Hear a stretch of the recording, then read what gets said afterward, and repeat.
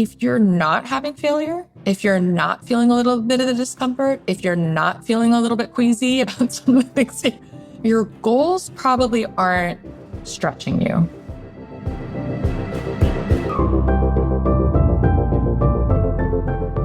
That's Elisia Keown. She's an executive coach with over 26 years of experience helping leaders elevate their impact through strategic planning. Part of Alicia's mission is to demystify the atomic bomb of feedback, needing more executive presence. She has some unique insight on what people really mean when they say that. So you'll learn 1, what it really means to have more executive presence. 2, the sentences hindering your executive presence. And 3, how to show up more confident for your next meeting. And if you want a quick summary write-up of the actionable wisdom that Elisia shares, I recommend you sign up for the free Gold Nugget email newsletter, which you can find at awesomeatyourjob.com. I'm Pete Bakaitis. This is How to Be Awesome at Your Job. And now, here's Elisia.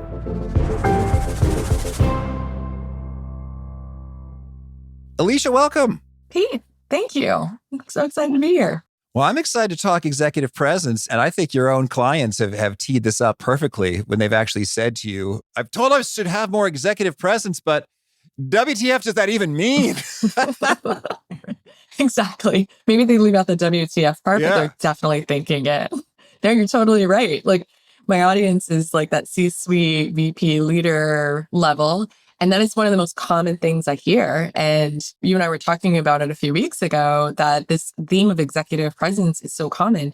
And it's this blanket, I call it the atomic bomb of feedback, of like, we're going to drop this big atomic bomb of like, you need to have better, stronger executive presence. And the atomic bomb part of it is it gets dropped and there's no further explanation. It's super vague. The executive kind of walks away from the conversation feeling super confused. Like, what does that mean? And it's one of the most vague pieces of feedback in corporate America, I'd venture to say. And so I have made it a mission. How do we demystify it? How do we help define it? Because once you have that clarity, then you can actually work on developing that skill, because it is absolutely a skill. You can develop it. I do not believe you're born with it. And then that changes everything in that leader's trajectory. Mm-hmm. Well, that sounds excellent. And that really does ring true in terms of vagueness. And we could talk all day about vague words like have more executive presence, or be more strategic, or be more proactive. I mean, that could encompass dozens, hundreds of potential behaviors. Can you tell us, how have you grappled with attempting a definition or a decomposition or segmentation of this fuzzy term? Yeah, totally. You're right. It gets handed down like zero instruction, and people can feel that absence.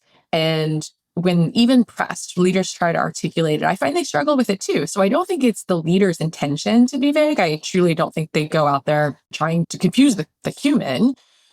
But without direction, it's useless, right? It's incomplete. So what I try to do is break it into concrete components. And I usually work with the executive. Again, if they're unclear and they don't have the direction, we'll try to get clues and get little breadcrumbs based on the feedback and what they're hearing and seeing, so that they can have some of those moments of clarity. And so what I found, it usually falls into like these 4 kind of main buckets that I've seen. So the first one is like thinking about emotional regulation under these high pressure, high stakes environments. We all know it. Big, important meeting, speaking in front of the board, having to make a big decision. So how do you show up and how do you have executive presence when things go sideways, or there's like a lot of stakes in the meeting or risk involved, right? How do you show up and have that emotional regulation within yourself? So that's a big one. The ability to be decisive and making decisions quickly, even when you have very limited amount of information. That's very common as an executive. And remaining humble at the same time. So you can make a clear decision. You can still listen to the team, your colleagues, your direct reports, your boss. You can listen to everybody, but you can have that confidence to make a decision without arrogance. Very tricky in the corporate sphere. The third, and this is the one I think that gets kind of lumped into executive presence, but how to have intentional communication. How do you speak with clarity, not with that emotional impulse? How do you know just as important when to speak, but when not to speak, and when to stay silent and listen? And that's tricky. And I think that's a lot of the times we do lump it just into like blanket communication as executive presence, but I think it's intentional clear communication. And then the last is just being consistent with all of this. So executive presence isn't always just about what you do in the big meeting. It's more about what you do every day, how you show up every day, how you lead in the moments where people observing you and when they're not observing you. So I think in summary, it's not about being the loudest, biggest personality in the room, the smartest person in the room. It's about being like the most grounded in your own leadership, in yourself, and having that self-confidence and helping people understand which of those levers they need to pull. And because again, sometimes it isn't all four of these things that people need to work on. It might be one more than the other, but it's believing in yourself and then moving forward. Yeah. Well, that does paint a picture. Thank you. And I guess I'm also thinking about what's not in there in terms of it's not, dressed like an executive with a cool suit or an expensive haircut. So I guess looking the part matters somewhat, but of course, perhaps folks would probably just be able to say and articulate that more directly instead of executive presence, like clean up, right. Get a suit that fits you right. Right. And you're right. I mean, I think there's a lot of factors and a lot of things that people say will encompass executive presence. And just like you mentioned, it doesn't mean those things aren't important. It doesn't mean, yes, if you work in an environment where a suit and a clean haircut, being well groomed is important and you don't show up that way, of course it's important. It's just not everything. And I think that's the hard part because people think if I just solve this one piece, that it's going to encompass everything. And that's not everything. I think it really, truly, when we say it, we typically mean one of those other four levers to pull. It's typically not just what you're wearing. You're right. Okay. Well, we can dig into each of these, but I guess maybe I'd love to get your take on. So this is a set of skills, and we talk about all kinds of skills here on how to be awesome at your job. How important in the relative pecking order of career skills development to propel you forward and advance and progress in your career would you rank these sets of skills? Like, what's the difference between being amazing at these things versus, okay, good enough, but you also have really sharp strategic thinking and prioritization skills going on? I think executive presence is probably one of at least top three because of this reason. Executive presence, it's not just this, again, visual effect of how you show up, or a lot of people say charisma. It's not just the personality. It really is, if you go deeper, like into it, it's not just these behaviors or physical traits. It's an identity shift. And I think that's one of the biggest things when you think about moving and shifting, especially when you come out of some of those individual contributor roles or manager roles where you're just managing a smaller team. Nothing wrong with that. But when you leap into the executive level and you start managing leaders of leaders, it requires this identity shift from the leader. And a lot of high performers, they've outgrown this version of themselves that got them to where they are. They've been very successful moving up through the organization. And now what's required to go to that next level is like, it's almost like a death of their previous self, but you're building that back up. The hard part about that identity shift, though, is all of those behaviors have made you successful to this point. So because of that ego, it's very hard to say, I've got to let all that go and build upon what I have and break into a new identity and see myself in a completely different way to like level up into that executive presence. And so I really think it's definitely top three when you say that. I don't know if I could give it an exact number, but you can't perform your way to executive presence. And I think that so often as an individual contributor, you're used to putting your head down, executing very tactical skills, all very important. By no means, definitely not disparaging that work, right? So when I say the death or you've got to let go of it, it's what got you there. But then you have to become this entire new type of leader, and the skills that are put before you, you've got to believe in yourself. You've got to have a mindset shift and look at yourself in a different way before you talk about those things you talked about, like the strategic vision and the planning and the prioritization. I think that all comes with it. But if you don't believe that you are operating and believe in the level that you need to perform at, none of that other tactical stuff's really going to matter. So it's this bridge into that leadership level. I love what you said. There's like, you cannot execute your way into executive presence. It's sort of a fundamentally different thing. And the picture that's coming to mind for me is just in TV, when we have the dork with the lab or the computers helping the crime fighters, or the Jack Bauer catch the terrorists. They say, well, I ran an analysis using matrix multiplication and we deduced that. They're like, in English, like they get impatient, and you just sort of, it paints a picture like, oh, that person's clearly executing amazingly. Like they know their stuff inside and out, and yet the leaders are annoyed and frustrated. They don't imagine that guy or gal has high potential executive future in store for them because of the vibe of the quote executive presence is lacking. So those are TV examples. But Elisia, give us a real example, a story, a tale of a client who maybe got this fuzzy feedback and then did something about it and saw some results. Yeah, I know you're dead on. I love that analogy. It's so funny, right? Because I think that's what happens is a lot of times clients come in thinking they need like a few tips. And what we really discover so much deeper. And it's not just about what they're doing, right? So I had this client, VP level, high performer. I always say this, I work with people that are already high performing. There's nothing going wrong with their leadership, right? And some people think that it's a remedy for something going wrong, when really this is an accelerator. So this person was already getting good results, already performing, but she'd get passed over for that next level, for that C-suite, the higher level role. And what was happening was when we started digging in and peeling back the layers, she was an over-explainer.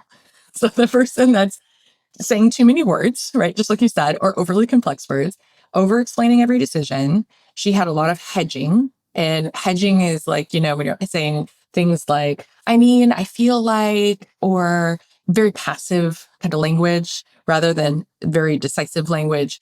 And so it wasn't about this skills problem. She had a lot of skills that have gotten her to this VP level. It was more being deferential when she was leading rather than being decisive and forward thinking.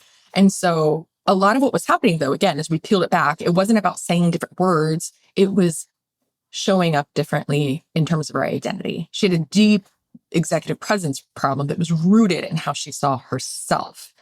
And so she was still seeing herself as needing to prove herself.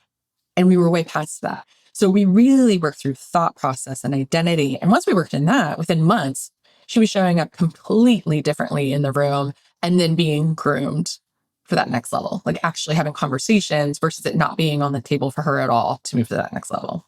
So when you say thought process and identity, what might that look like in terms of if I'm saying, I'm going to go work on my thought process and identity? What does that consist of? What am I doing there?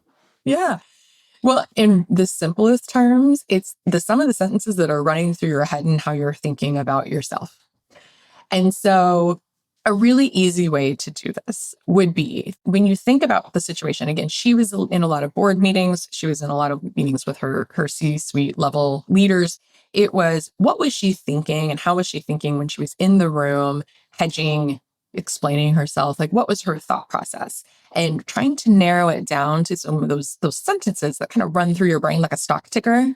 And again, part of it could be as simple as, I need to prove myself, or I still need to level up and I'm not at the level of an C-suite executive. So, right. So whatever that kind of sentence is that's holding them back, that's really what you're trying to investigate. And if you're doing this for yourself, it would be when you're in some of those critical moments where if you can identify when you've been told you need stronger executive presence. So if there was a specific meeting, what was some of those sentences that are running through your brain as you were getting told some of that feedback? And again, that's a little bit harder to back into to undo, but I'd say if the easiest way would be like thinking of a specific example where you need to hold executive presence. And maybe if you were told you had a weak executive presence, what was the sentence? What was the thing you were telling yourself in that moment? Because truly, philosophically, it's just how you're thinking is really how you're going to show up. Yeah. Well, Elisia, it's so fun that we're talking because you have a unique vantage points into many people's intimate thoughts, which most of us never get to hear. So lay it on us. What are some of the recurring thoughts people have that undermine their executive presence, and how do we deal with them? I think the big one that I hear a lot of, and it's the exact opposite of executive presence, it's like saying that they have imposter syndrome. And so some of the thoughts that sound like some people will just straight up be like, I feel like I'm an imposter, and as simple as that.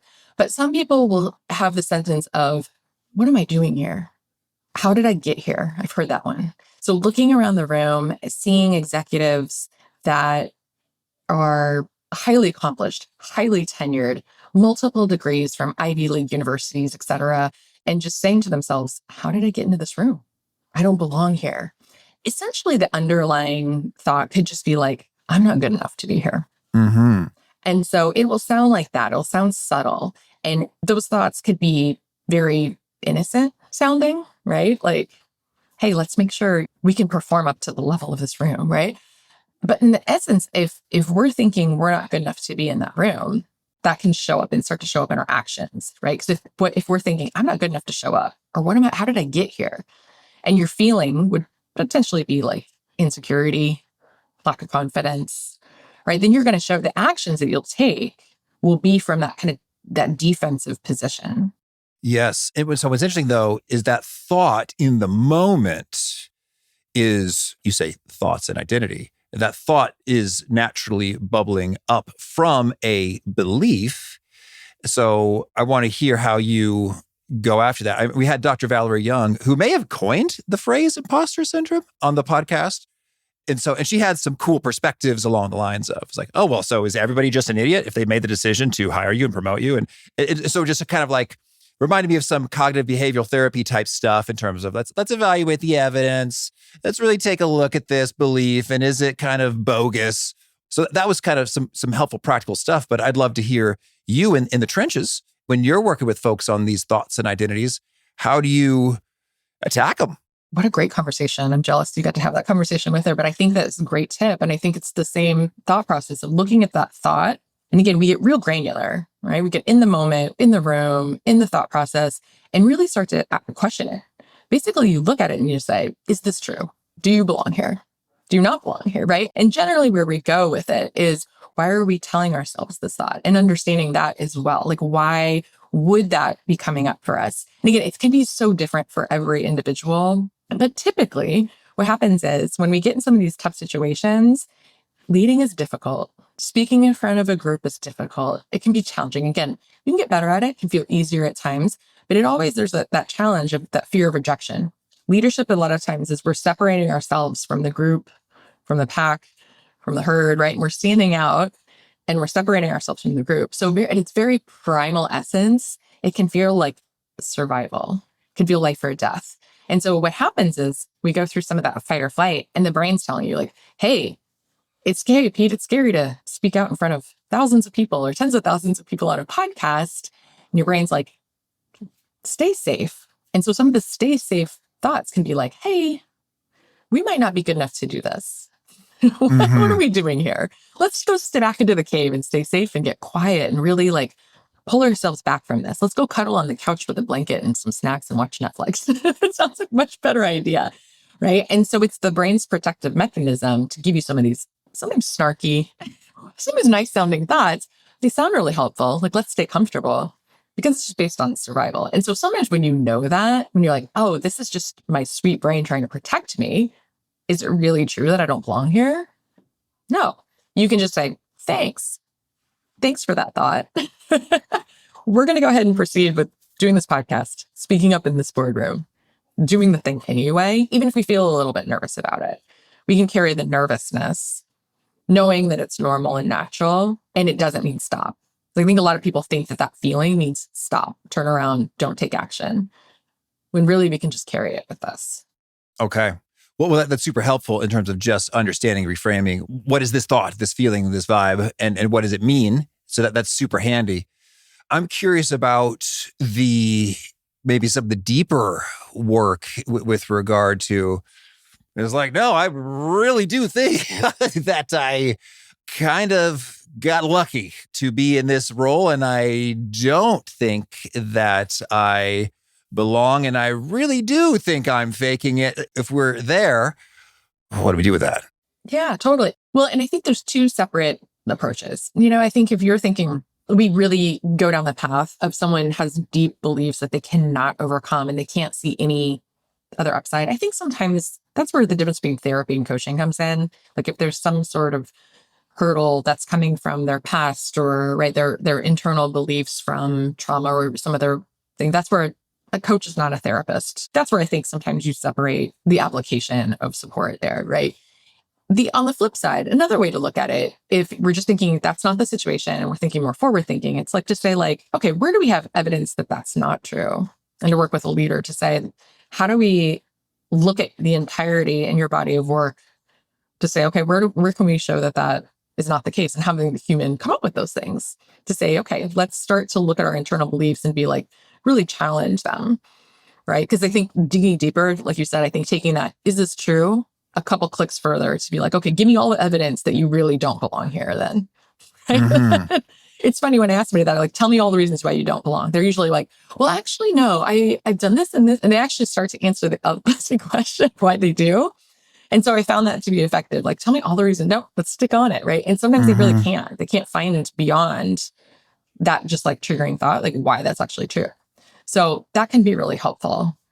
I really like that notion of collecting the evidence, think about your experience. And just recently, I guess I coached myself in terms of I was having some stuff going on. I was just like, oh, I kind of feel like a loser.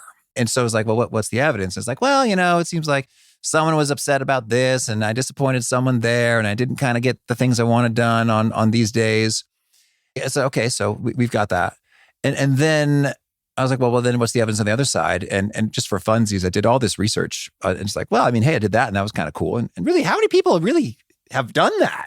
And so I went ahead and assembled the spreadsheet. And so what's kind of fun, and this is true for every human, this is my latest kind of revelation I've been having fun with, is that if we take a look at the things that you have done, have accomplished, are good at, and how kind of rare that is, and then string together maybe 10 of those, it's fair to say for just about everybody that by some measures that you've selected, you are the winningest human being who has ever lived. More than all 120 billion humans who have ever walked this earth. You, on those dimensions, collectively, if it were like a decathlon, you are the winningest person ever. And so what was fun for that exercise with me is like, I just sort of move on. It's like, okay, the word loser is just like a nonsensical term that is ill-defined and not helpful. And if a loser is defined as one who never disappoints anybody and never fails, well, then there's no such, everybody's a loser. Then I will own it. Yeah.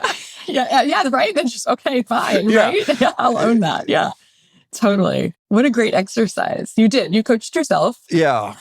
Good job, Pete. Oh, thank you. So I was collecting evidence via spreadsheets, I guess. That is a language that speaks to me. But I'd love to hear your prompts or your approach by which you facilitate this evidence collection. Yeah, totally. Well, first off, you get a gold star. Great job. Great way to do it. Oh, thank you. Thank you, Coach Elisia. And that's exactly it. Exactly it, Pete. But I think too, like you said something that's really interesting too. And so I want to really emphasize it in the sense that looking back at what you accomplished and only what you could have done, if somebody else followed the playbook, they probably wouldn't have the same results as you did. And just because all those things are making up uniquely you. Can somebody do some of those things? Of course they can, but they won't be in the same magic in the way that you did it.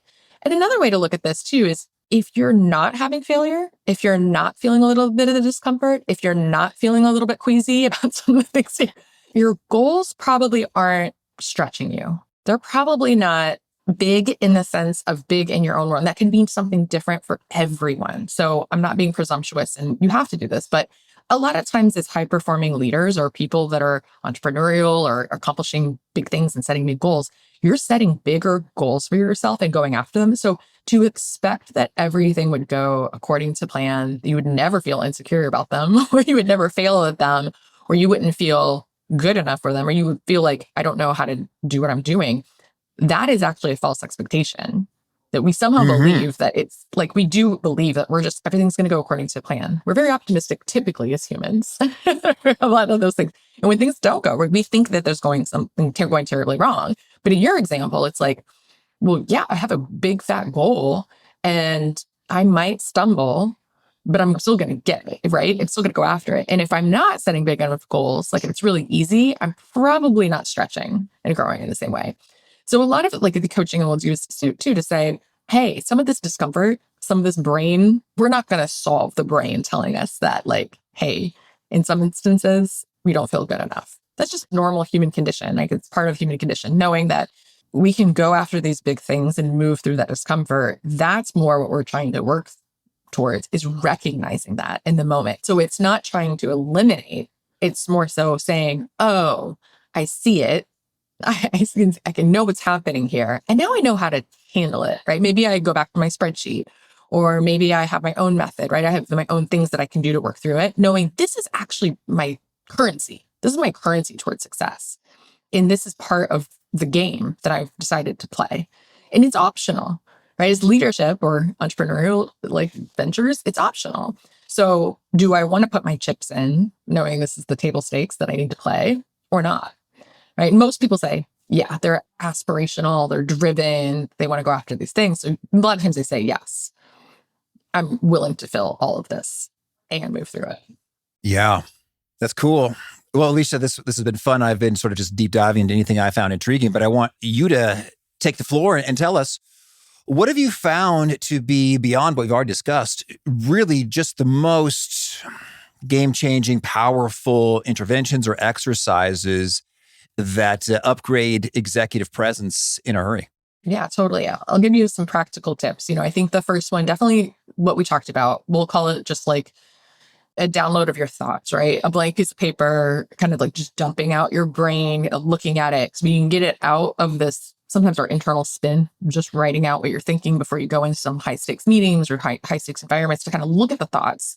So you can decide, do I like this? Do I believe this? Do I want to keep thinking this?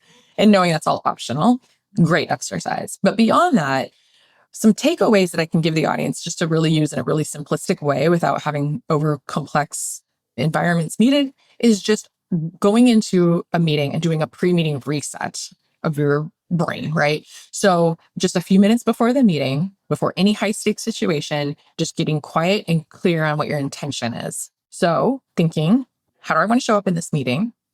What do I need to contribute? Who do I want to be in this room? And any outcomes that I want to try to influence. And just being super clear, because that, again, that gets your brain focused on a problem to solve. How do I want to show up? What do I want to say? How do I want to influence? What do I want to do? And having that for yourself, so that some of those other thoughts, again, that we've maybe dumped out, they're not going to sneak in. We have a focus. We're clear. We can focus on how we want others to experience and receive us, rather than getting in our head about not being good enough. So pre-meeting reset, quick, clean exercise, just to like go in with like great intentions. The second tip I would say, in looking at emotional responsiveness, how do you respond under pressure? So if you think about some of the like highest stakes environments you may be in, maybe it's a really difficult conversation, like I said, a big presentation or a meeting. Sometimes those moments reveal what your executive presence gaps are. So it's just doing your own reflection after some of those moments. Did you get reactive? Did you react in a way that you felt good about? What was your thoughts on the conversation? What went well? What didn't? What would you do differently next time? Nothing more complex than that, but auditing yourself and your emotional regulation and executive presence. And then the third is just like watching your own language and how you're coming across in meetings. So are you hedging? Are you over-explaining? Are you qualifying everything through the conversation, or are you being really, really clear? So how are you signaling your executive presence? And how can you practice being clear, saying less, but with more conviction in those meetings? Again, simple audit. But why that's important is you do those reflections, it will also reveal your thinking. So it'll ladder back to, what was I thinking when I was going into those meetings? And how was I showing up? So simple exercises that anybody can do. Well, and Elisia, you got me thinking here nowadays, since the AI meeting assistants are ubiquitous, Fathom and a dozen others up in there. So you've got the recording and the transcript, and then you could review it yourself, or you could ask AI to zero in on some things like, hey, I'm working on executive presence, such as A, B, C, and D. Could you highlight some things in this meeting in which I said that could use some improvement. And again, my take with AI is I never trust anything it says, but it can bring something to the surface for me to reflect upon. And that is useful in and of itself. I love that idea. And I will say that the best feedback that you can ever get is if you're in an environment where you can have a recorded meeting and watch it back. It's one of the most painful pieces of feedback, but it's the best feedback that you can ever get is just watching yourself speak. You'll see it right away. Certainly. I remember I've had times where I was videotaping a buddy who's doing a speech and he asked me for feedback. And I said, well, you do this thing where you kind of kept caressing your tie, and it was a little distracting. He was like, what are you talking about? No, I wasn't. I was like, well, I mean, I saw it like 10 times. You can look at the video. And he said, oh my gosh, Pete, I had no idea.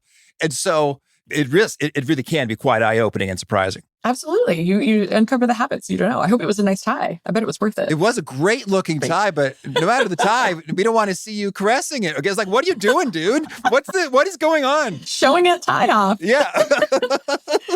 So it's so funny. You don't even subconsciously, you don't even notice those things. Yeah, it's such a great piece of feedback. I love that. Lovely. Well, Elisia, tell me anything else you really want to make sure to mention before we hear about some of your favorite things. I think that the number one mistake that leaders try, basically when they try to develop executive presence, they try to outperform it. They try to get more tactical. They work on the tactics versus the mindset. And so again, I know we said it at the top, but I say trying to do it through actions versus thoughts first, wrong way to go about it. And especially if you're trying to copy somebody else's style. A lot of times people will be like, well, speak like so-and-so or model after so-and-so. Nothing wrong with taking elements of people that we see speaking and emulating that. But if you're trying to duplicate it rather than do the work from within, I would say that would be my number one tip to walk away with. Big thanks to Elisia for sharing her wisdom with us. Big thanks to our sponsors. Check them out. One sponsored checkout is Monarch. I don't enjoy thinking about or fiddling with money, so I love resources that make this quicker and easier. Set yourself up for financial success this year. Monarch is a gorgeous personal finance tool that makes your money life easier. It brings your whole money picture from budgets to accounts and transactions and investments into one super handy dashboard on your phone or laptop. I was such a fan of the old mint.com and was super bummed when it disappeared. But the good news is that Monarch was founded by a team that includes the original product manager of Mint, and I dare say it's even better. I like the graphical summaries that help me drill down into things quickly and easily and helps me get to the bottom of anything that just seems off or weird or helps me zero in on great opportunities for savings faster. In fact, Monarch helped the average user save over $200 per month after joining. So set yourself up for financial success in 2026 with Monarch, the all-in-one tool that makes proactive money management simple all year long.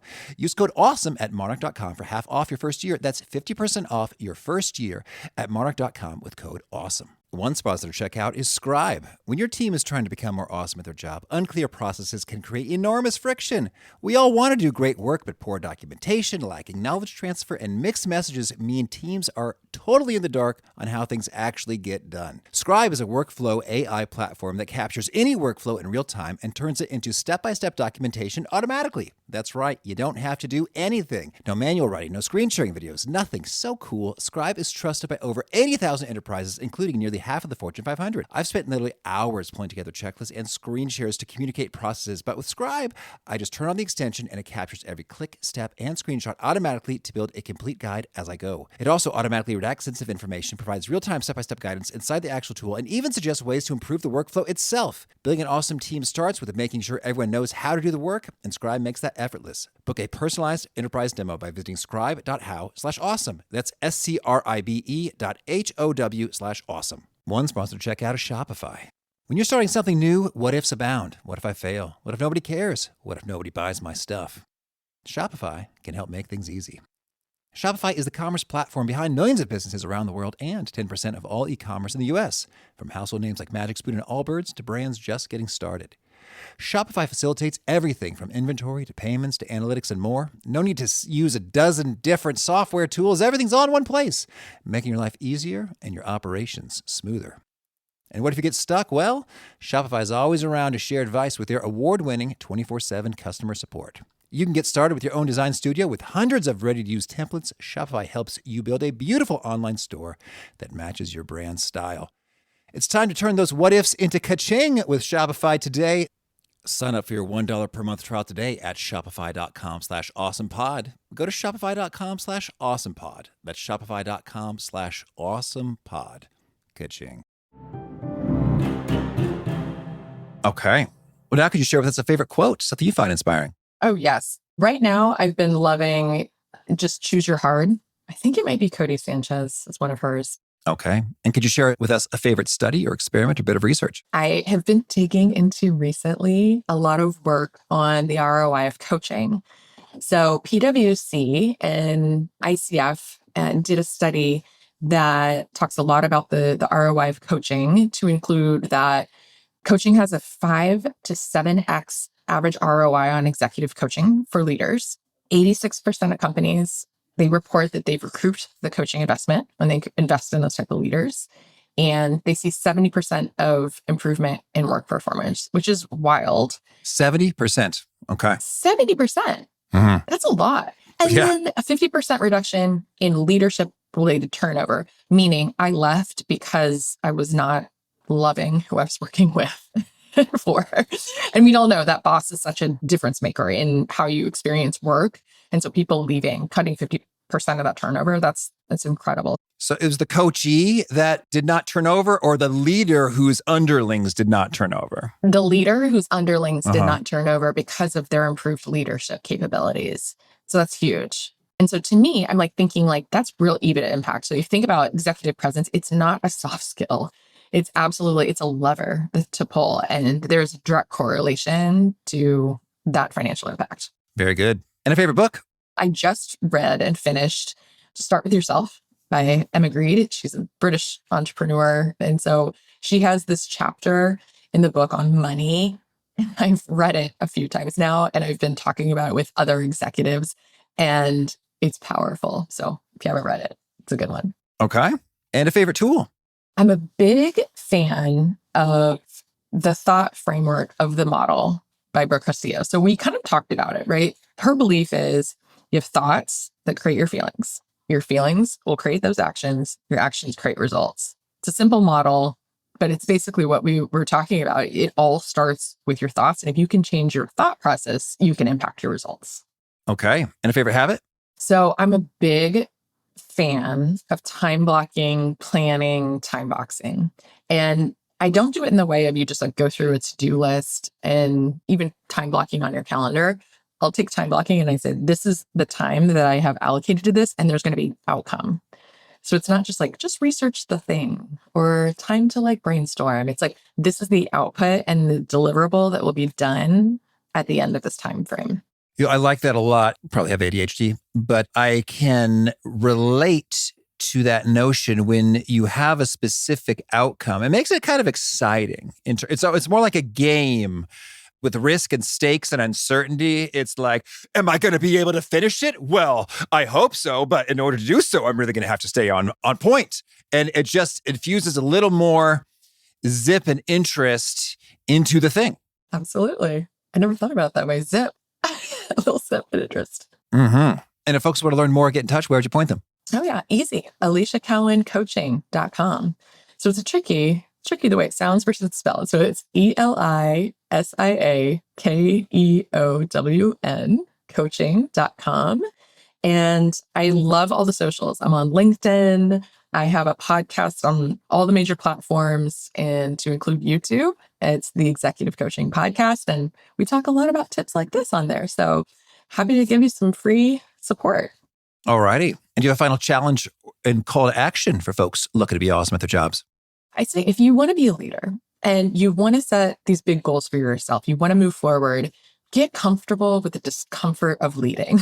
It's not easy. If everybody was able to do it, they would, right? And so growing, leading, it's challenging. And so when that discomfort bubbles up, remember, it doesn't mean stop. It doesn't mean we're doing something wrong. We need to turn around. It is a signal worth listening to, but I would say getting comfortable with the discomfort and keep going. You're not alone out there feeling that way. And the world needs great, courageous leaders that can move through that discomfort and go after the big goal anyway.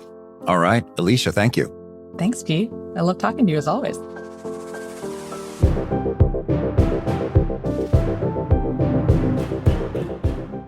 I really love Elisia's point about collecting the evidence. And I recommend don't just have a couple thoughts, have a big, beefy notebook or spreadsheet or Google Doc, ample evidence that reveals, yes, indeed, I belong here. I'm worthy. I'm not an imposter. This is the real deal. And I have found that when I'm in times of self-doubt, having that asset resource right there is so handy, because it's hard to think of those things when you're in that state of mind. And then there it is, like, oh yeah, I guess I'm actually kind of awesome now that you mention it.